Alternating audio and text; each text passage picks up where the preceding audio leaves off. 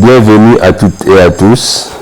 Nous sommes heureux de vous revoir encore à nouveau dans notre émission Parlons Bilan, Parlons Fachi, une émission qui parle des réalisations du chef de l'État, des réalisations où il ne s'agit pas seulement des infrastructures, il y a également de la diplomatie, de l'économie, et ainsi de suite.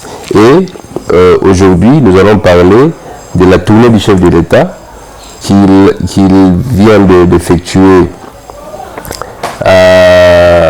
au Burundi. Après le Burundi, il est parti à Windhoek. Après le Windhoek, il est allé au Botswana. Voilà un peu le parcours qu'a effectué le chef de l'État. Il était dans le sommet du mécanisme d'Addis Abeba. Il est parti en Namibie pour parler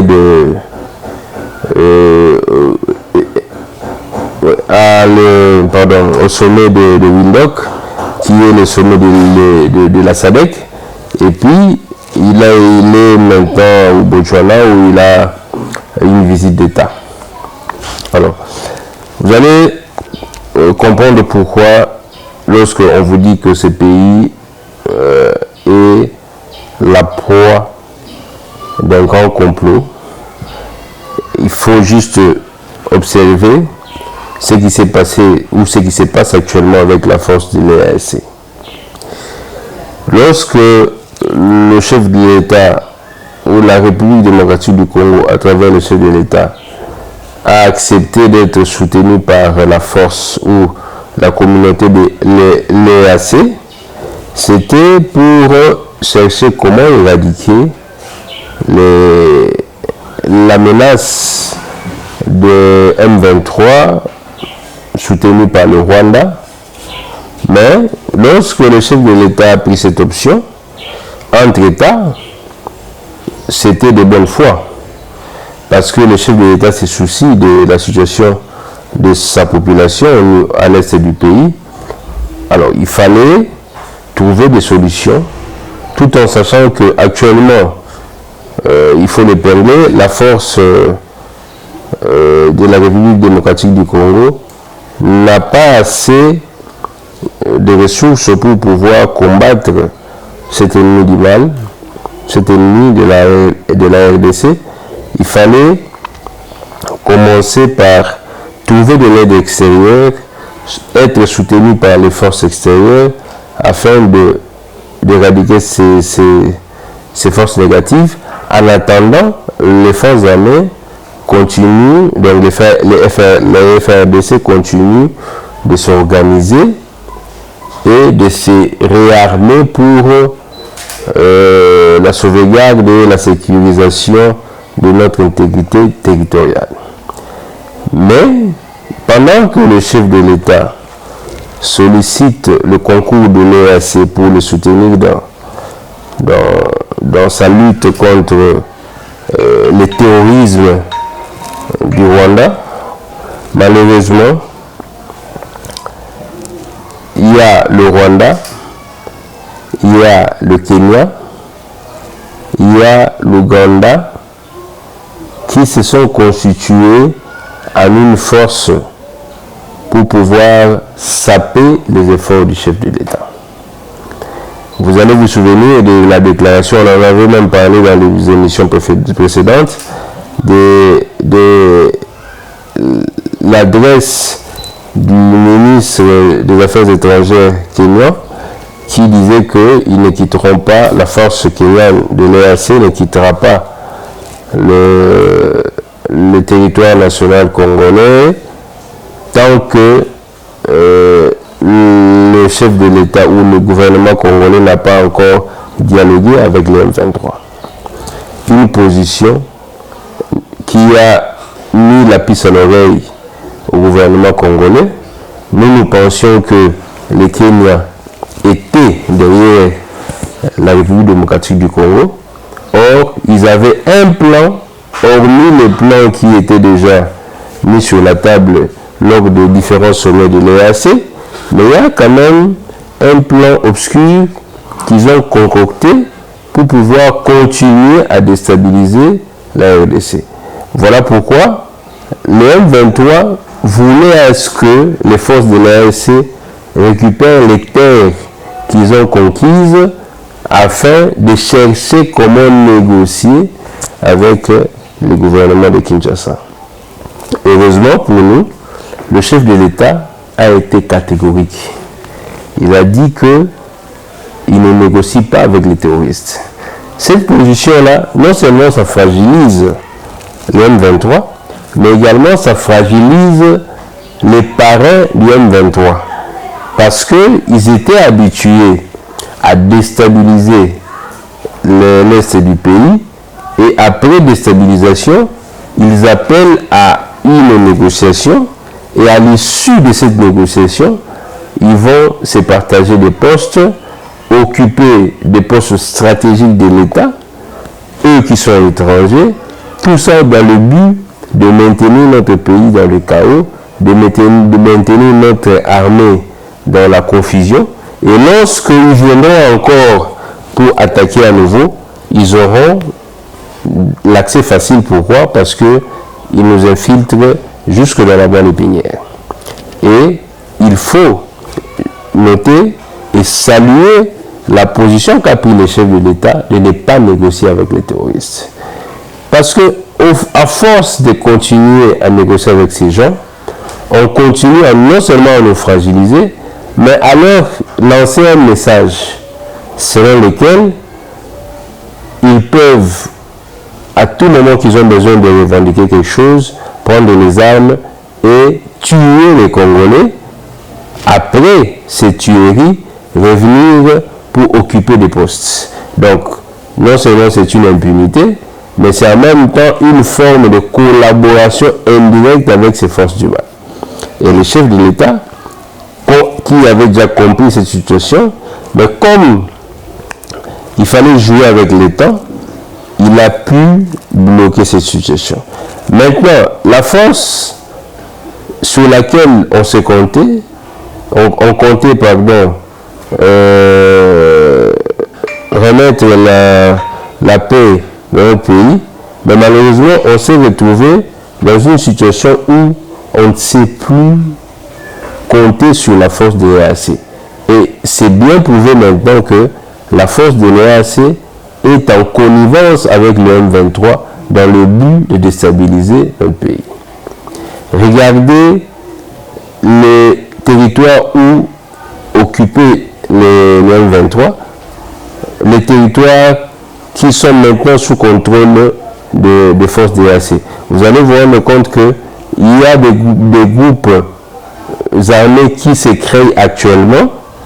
En fait, ce ne sont pas des groupes armés, ce sont juste les M23 qui se déguisent en civils, qui se déguisent en groupes armés et vous font croire qu'ils ont quitté les territoires. Donc, malheureusement pour eux, il y a le service de renseignement aujourd'hui qui est très efficace, qui donne la bonne information et qui permet non seulement aux décideurs d'orienter nos politiques de défense, mais en même temps, nous, la population, de nous mettre la puce à l'oreille et de comprendre ce qui se passe et comment est-ce qu'on doit s'y comporter ou comment se comporter devant cette situation. Donc, maintenant que le chef de l'État a compris cela, depuis un temps, il menait des consultations avec ses homologues des pays membres de la SADC pour essayer de voir comment est-ce qu'on peut demander à la force de la SADC de pouvoir intervenir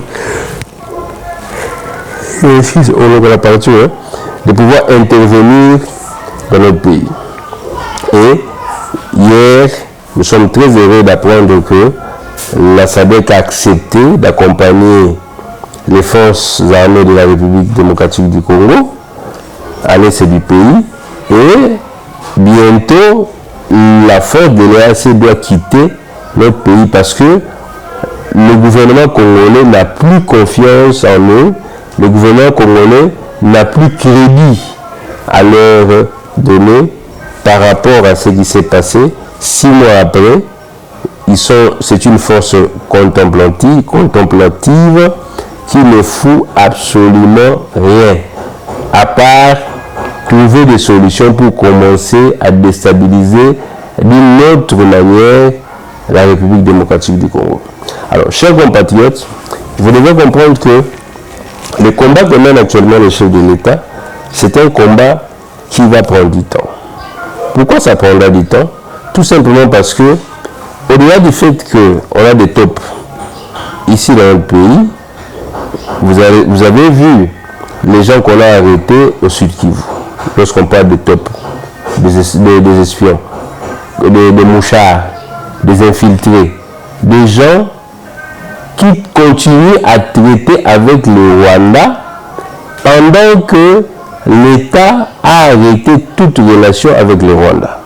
Vous avez vu le directeur provincial de la DGN du Sud Kivu, vous avez vu le REDOC, le commandant provincial de l'ANER du Sud Kivu, vous avez vu le conseiller financier du gouverneur du Sud Kivu, vous avez vu des Indiens.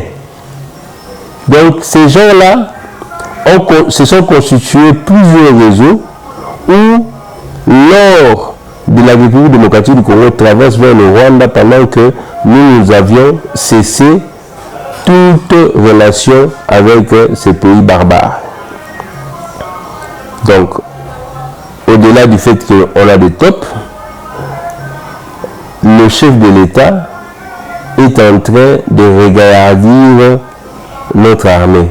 Et cela prendra du temps. Et il faut un long moment de sensibilisation, un long moment d'éducation civique pour que les Congolais comprennent que nous n'avons que ce pays comme nation et que nous ne pouvons pas faire passer nos intérêts personnels devant les intérêts de toute une nation. Lorsque nous, Congolais, nous comprendrons que on doit d'abord privilégier l'intérêt général, c'est à ce moment-là que les infiltrations vont baisser parce que aucun Congolais ne voudra encore coopérer avec l'ennemi pour tuer son propre frère. Donc c'est un travail qui va prendre certainement du temps, mais soyez sûrs que les deux mandats que fera le président Félix Antoine Tshisekedi, c'est pour une seule but: développer la RDC. Alors, le développement passera par la pacification de l'Est. Le développement passera par la mise en condition de nos forces armées. Le développement passera par une gestion orthodoxe de la chose publique. Donc, toutes ces choses, ce sont des choses qui prendront du temps, parce que le Congolais lui-même était déjà habitué à faire du mal à son propre frère.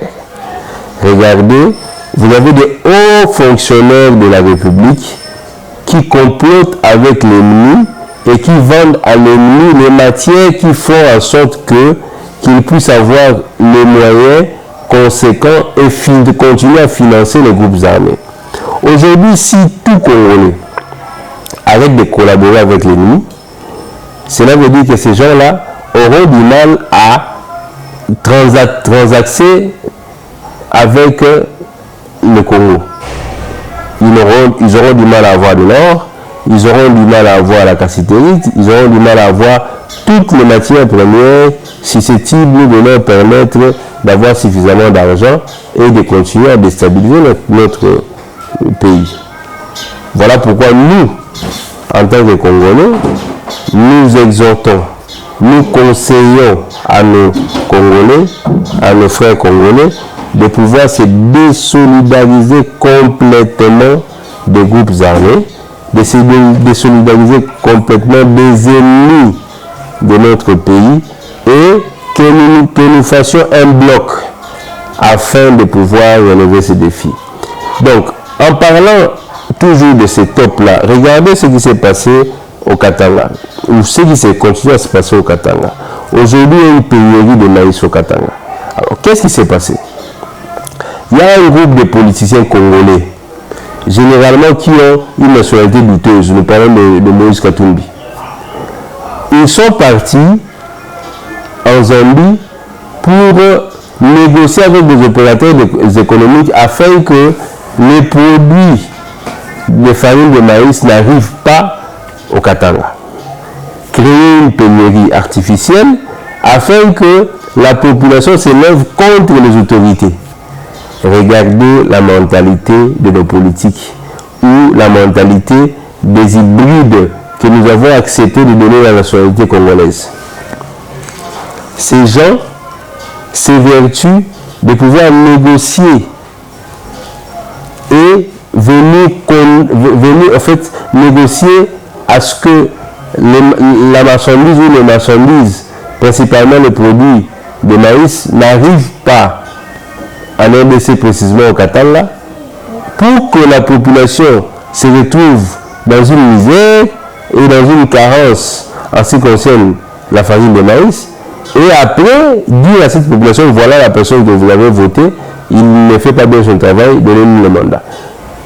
Dès lors que les Congolais ou les politiques continuent avec cette manière de réfléchir, ça nous bloque, ça ne nous permet pas d'avancer et le pays va continuer à tituber. Comment peut-on qualifier ce genre de comportement?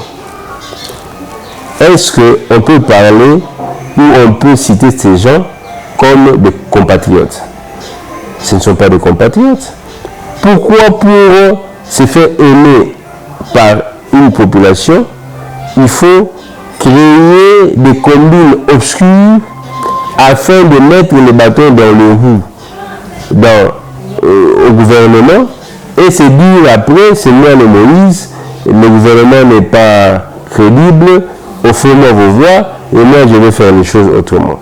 Déjà une personne qui a une telle pensée, une telle pratique, c'est une personne que les Congolais aujourd'hui ne peuvent plus donner crédit, ne peuvent plus donner confiance. Une personne qui accepte de faire souffrir son frère pour le pouvoir. Et depuis 1960, nous n'avons connu que ce genre d'individus, nous n'avons connu que ce genre de politique. Alors, voilà pourquoi nous, les enfants de l'UDPS, nous qui croyons à la vision du chef de l'État, nous qui croyons également en ses œuvres, s'il était une personne à caractère hybride comme la personne que j'ai citée avant dans cette émission, mais le chef de l'État allait faire également des combines pour pouvoir se procurer autant d'argent et laisser le peuple continuer à souffrir dans sa misère. Mais le chef de l'État n'a pas donné même accès à la demande ou aux intentions de ces gens-là de pouvoir continuer à faire endeuiller, à faire souffrir le peuple congolais. Et nous espérons qu'avec cette fermeté du chef de l'État, les choses iront mieux. C'est une question de temps.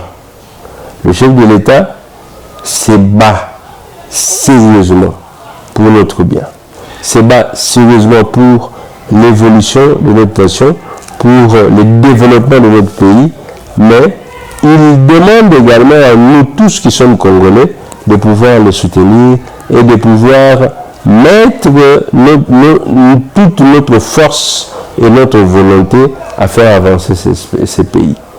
Et nous espérons que le chef de l'État y arrivera. Le chef de l'État a ouvert plusieurs fronts diplomatiques.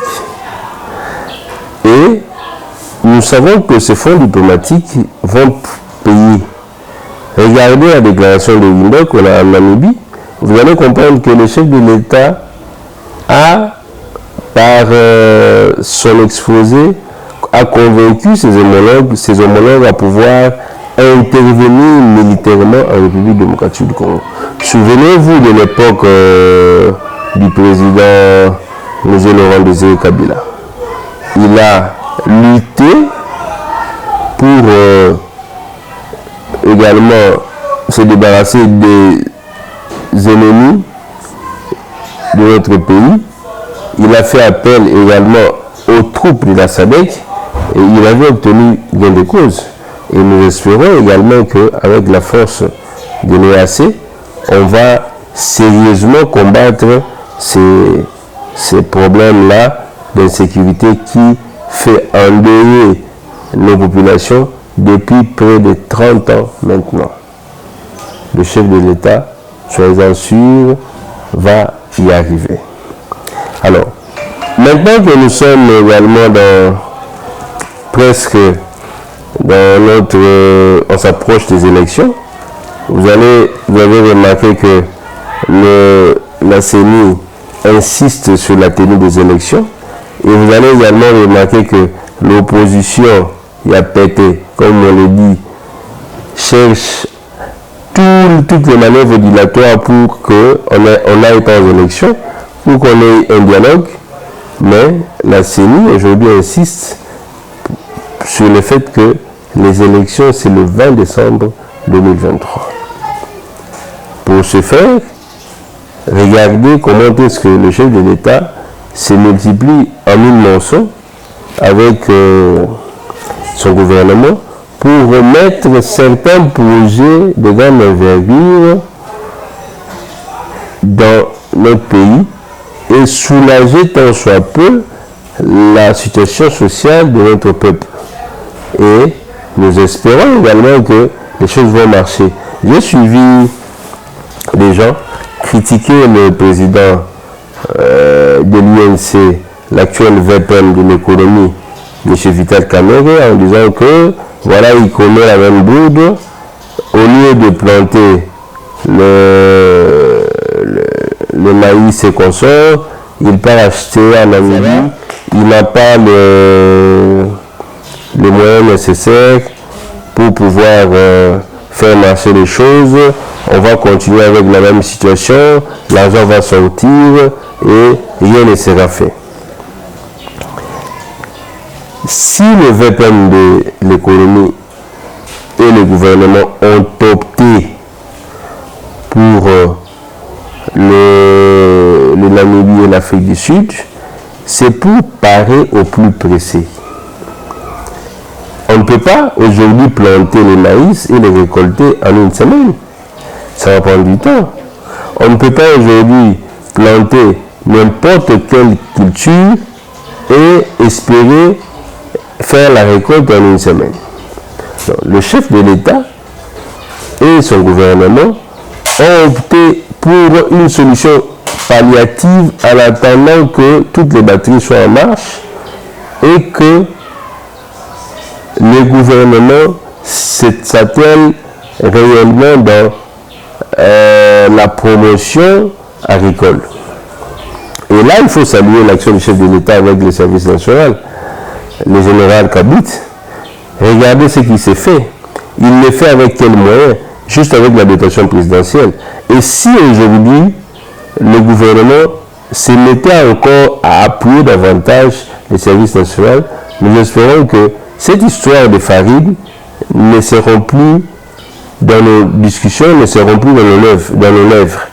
On aura une situation où la production locale sera accrue et ça facilitera également la consommation locale, et au lieu à chaque fois de pouvoir mettre autant d'argent pour importer les produits de première nécessité, si on produisait même 50% de la capacité de consommation des Congolais, nous espérons que les choses peuvent se calmer et que on peut sentir